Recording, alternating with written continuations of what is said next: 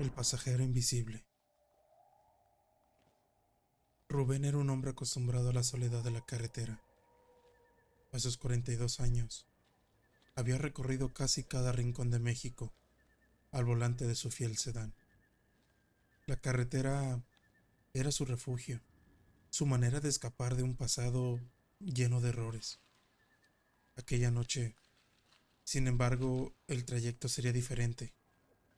Un viaje que marcaría su vida de formas que jamás había imaginado. Era una noche despejada, de invierno, cuando Rubén salió de Guadalajara rumbo a Veracruz. Había planeado cruzar parte de la sierra durante la madrugada, esto para llegar temprano a su destino, evitando el tráfico de las primeras horas. La música de la radio apenas llenaba el vacío de la cabina, mientras la carretera serpenteante frente a él se volvía cada vez más oscura y solitaria. En algún punto entre los límites de Jalisco y Veracruz, mientras pasaba por un tramo particularmente desolado, Rubén notó algo extraño. Había una figura de pie junto a la carretera, a lo lejos, iluminada tenuemente por faros. Era un hombre, vestido con un viejo abrigo y con un sombrero que le tapaba el rostro, aunque no levantaba la mano pidiendo aventón. Rubén disminuyó la velocidad por instinto. Cuando pasó junto a este hombre, algo en él le hizo estremecerse. El rostro del desconocido estaba completamente oscuro, como si las como si las sombras se aferraran a su piel. Rubén no pudo verle los ojos, ni los rasgos. Era una oscuridad diferente. Decidió acelerar, dejando al extraño atrás. Minutos después, sintió un escalofrío recorrerle la espalda. Era como si el aire dentro del auto se hubiera vuelto más frío, más pesado. Ajustó su retrovisor por reflejo y casi pierde el control del volante. Sentado en el asiento trasero estaba el hombre que había visto hace unos minutos junto a la carretera. Su rostro seguía cubierto por sombras, pero ahora podía escuchar una respiración lenta y profunda que llenaba el auto. Ben intentó hablar, pero las palabras se atoraron en su garganta. ¿Cómo había entrado? ¿Cuándo? La figura permanecía inmóvil, sus manos cruzadas sobre las rodillas, como si esperara algo. ¿Qué, qué quiere?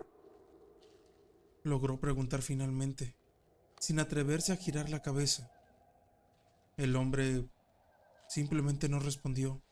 En cambio, levantó una mano, señalando hacia adelante. Rubén entendió el gesto, aunque no tenía idea de dónde estaba, a dónde debía de ir. Pisó al acelerador esperando que el movimiento le ayudara a aclarar sus pensamientos.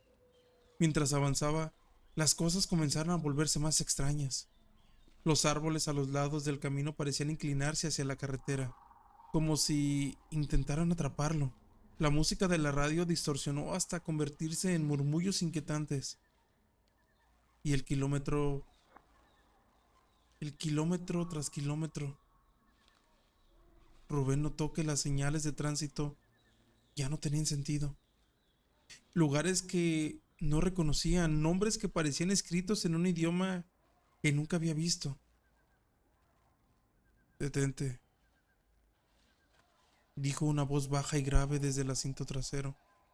Rubén apretó el volante con fuerza. Había algo en esa voz que no parecía humano. Sus manos temblaban mientras reducía la velocidad. La figura señaló hacia un desvío apenas visible, un camino de tierra que parecía desaparecer en la espesura del bosque. No, no puedo ir ahí, murmuró Rubén. Pero el hombre en el asiento trasero no respondió. Rubén sintió que no tenía opción. Tomó el desvío, el auto vibrando por el terreno irregular. La oscuridad del bosque era casi absoluta, y las luces del sedán apenas lograban abrirse paso entre las sombras.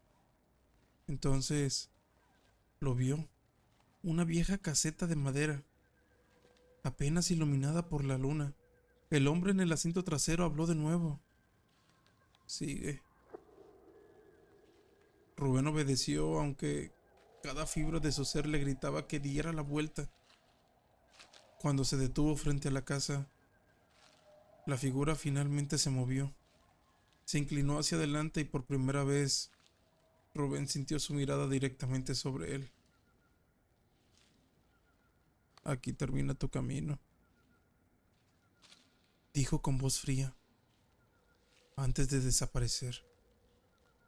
No salió del auto, no abrió ninguna puerta, simplemente se desvaneció. Se desvaneció dejando tras de sí un frío intenso y un silencio sepulcral.